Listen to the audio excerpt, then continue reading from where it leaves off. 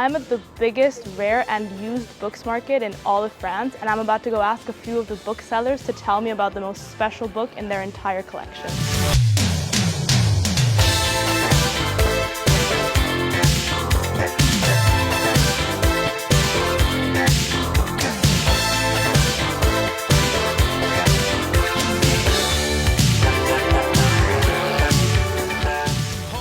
Vous m'avez demandé un livre, de vous parler d'un livre.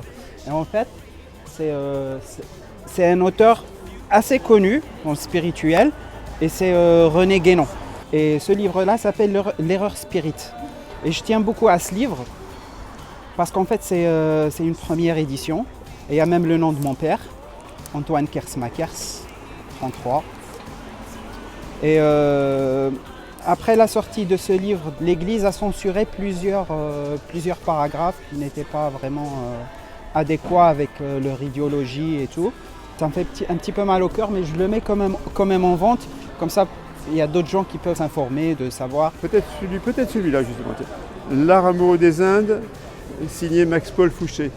C'est un livre qui a été édité à Lausanne, à la Guilde du Livre. C'était une très bonne société d'édition, très très réputée. Surtout parce qu'ils étaient imprimés en héliogravure. L'héliogravure, c'est un mode d'impression qui n'existe plus aujourd'hui, mais qui existait à l'époque de façon courante dans les beaux livres et qu'on peut apprécier ne serait-ce que déjà au toucher.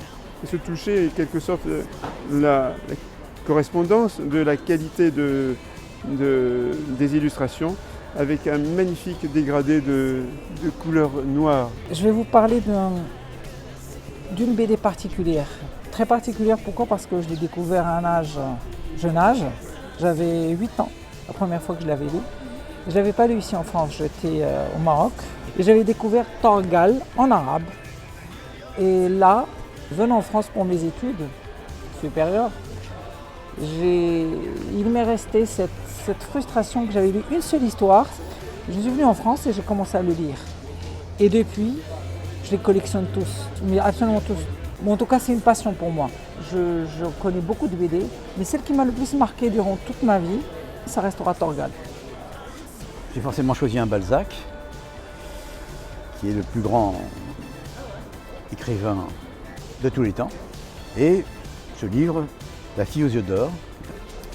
La singularité, c'est que la fille aux yeux d'or a un amant qui s'appelle Henri de Marsay, qui découvre en fait dans l'amour particulier qu'il a avec cette jeune femme, qu'elle est en fait amoureux de sa sœur.